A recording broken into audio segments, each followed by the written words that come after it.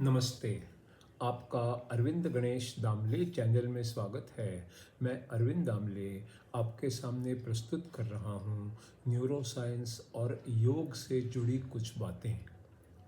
आपको ये चैनल पसंद आया तो मेरे अरविंद गणेश चैनल दामले चैनल को सब्सक्राइब करें, लाइक करें, शेयर करें और बेल आइकॉन दबाना ना भूलें।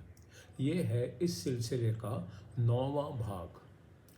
ध्यान करते समय आत्मा का या परमात्मा का या सांसों का, जब आदमी हमेशा की ईईजी की बीटा किरणों से बदलते हुए शुरू में अल्फा किरणें और उसके बाद थीटा किरणों में जाता है तो उस समय काफ़ी कठिनाइयाँ आती हैं। हम धीरे धीरे हमारे बाहर की दुनिया से खुद को अलग कर लेते हैं। मन, बुद्धि, शरीर, यादें और कल्पना, इन सब से मुख मोड़ लेते हैं तो हर तनाव और चिंता दूर हो जाती है। फिर हम आज और अभी के क्षण में ही जीते हैं। भूतकाल की यादों, पश्चातापों और भविष्य की अनिश्चितताओं से दूर हो जाते हैं। सारी ऊर्जा आज और अभी में लग जाती है। सारी ऊर्जा आज और अभी के क्षण में लग जाती है। तनाव से जुड़े सारे हार्मोन से भी मुक्ति पा लेते हैं हम। कभी भी विचलित नहीं होते और कभी भी शांति नहीं खोते। ध्यान करने के वक्त भी शुरू में विचार आते ही रहते हैं और हम अपने बाहरी जीवन की ही सोचने लगते हैं। जीवन की नई पुरानी यादों का गाना बार बार दिल में बजता रहता है। फिर से वही भावनाएं आती भी रहती हैं। पुराने व्यक्तित्व की वजह से, उसकी याद की वजह से फिर संबंधित डर, गुस्सा, द्वेष, चिंता, निराशा, प्रेम सब कुछ आते जाते रहते हैं। हमारे ही विचारों में और कल्पनाओं में सब कुछ होता रहता है और हम ध्यान के लिए बैठते हैं पर ध्यान ठीक तरह हो ही नहीं पाता। पुराने विचारों की आदत जैसी हो जाती है। फिर एक बार वही पुराने हार्मोन और रसायन बनने लगते हैं। बहुत बार तो हमें तकलीफ़ होती है, ये पता होते हुए भी वे ही यादें अच्छी भी लगने लगती हैं।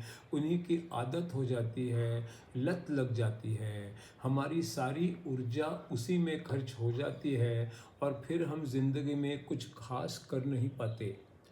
अगर हम ना बदलने वाले भूतकाल और अनिश्चित भविष्यकाल के बारे में सोचना बंद कर सकें तो ही ऊर्जा वर्तमान काल के लिए इस्तेमाल कर सकते हैं। एक समय ऐसा भी आता है कि हम भूत और भविष्य से छुटकारा भी नहीं पा सकते और वर्तमान में मन एकाग्र भी नहीं कर सकते। ना भूत, ना वर्तमान, ना भविष्य, किसी भी काल में हम एकाग्र नहीं हो सकते। इस काल को पार करना बहुत मुश्किल होता है।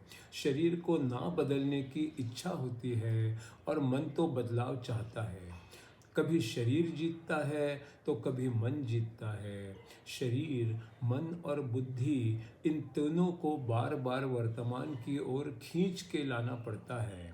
कोशिश जारी रखने पर भूत और भविष्य से बंधन टूट सकता है। फिर डर और गुस्से से मुक्ति मिल सकती है। निराशा भी जाती है और आशा जग जाती है।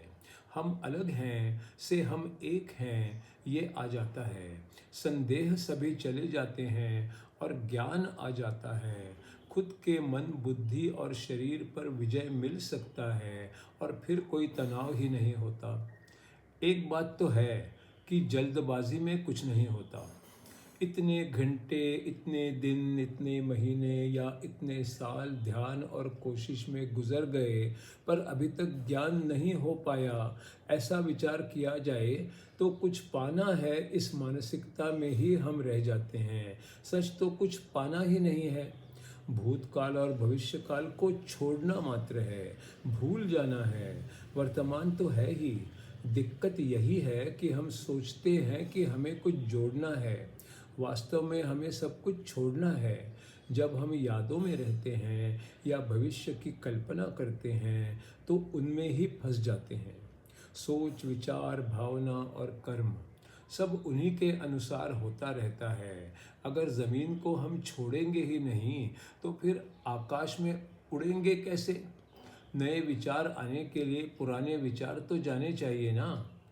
ये नहीं होगा तो वही पुराने घिसे पिसे अनुभव, सोच, विचार, अपेक्षा, भावना और कर्म दोहराते रहते हैं। हमें तो बदलना है, आगे बढ़ना है और सारी शक्ति से कुछ नया करना है। ऊर्जा व्यर्थ खर्च नहीं करनी। अगर नया वातावरण निर्माण करना है तो सोच और भावना बदलनी होगी। हमारे पास ऐसी ऊर्जा है जो कि हम दिखा नहीं सकते। कितनी है ये भी हम पता नहीं कर सकते।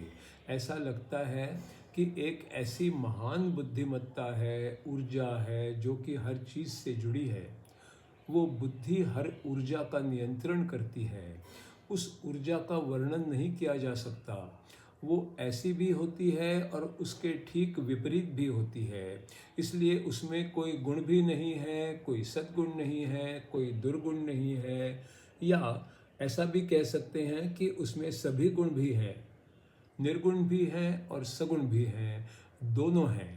जाहिर है कि वो इतनी विशाल है कि हम उसे जान नहीं सकते और इतनी सूक्ष्म भी है कि हम उसे देख भी नहीं सकते, जान भी नहीं सकते। उसमें हर संभावना है और वो किसी भी इंद्रिय से हम जान नहीं सकते, क्योंकि हर इंद्रिय की अपनी अपनी क्षमता होती है। कहते हैं कि सारा कुछ शून्य है, यानी कुछ है ही नहीं ऐसा, पर शून्य तो है ना। असीम की कोई सीमा नहीं है और शून्य की भी कोई सीमा नहीं है। अनेक ब्रह्मांड हैं, हर ब्रह्मांड में अनेक ग्रह हैं, तारे हैं, हर जगह कुछ ठोस, कुछ तरल और कुछ वायु जैसे पदार्थ हैं। उनमें से हर एक में करोड़ों अणु हैं। दो अणुओं के बीच में खाली जगह है। अणुओं के अंदर भी कई प्रकार के अति सूक्ष्म कण होते हैं जो कि चक्कर काट रहे हैं। उन पदार्थों के बीच में खाली जगह भी है, जिसे हम खाली जगह कह रहे हैं।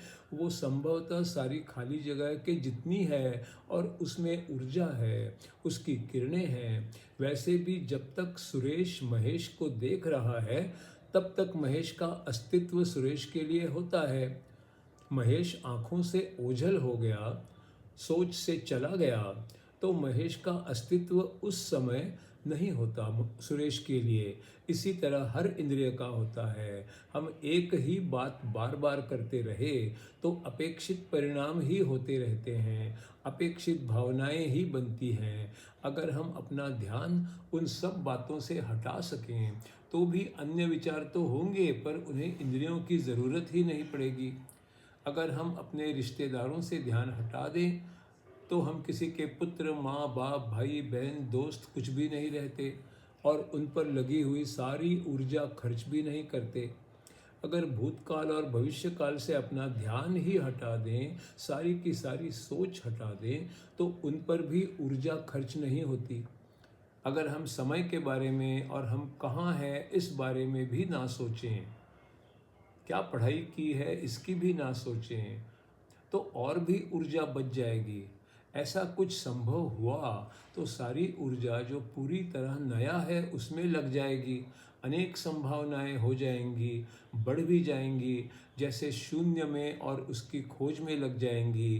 पहले वाले न्यूरॉन के बदले नए नए न्यूरॉन बन जाएंगे, अपना अपना काम करने लगेंगे। हार्मोन और रसायन भी नए सिरे से बनने लगेंगे, भावनाएं बदलेंगी, किसी और का उस पर प्रभाव नहीं होगा, नई ऊर्जा का आकलन भी होगा और ध्यान असीम और अनंत की ओर लग जाएगा।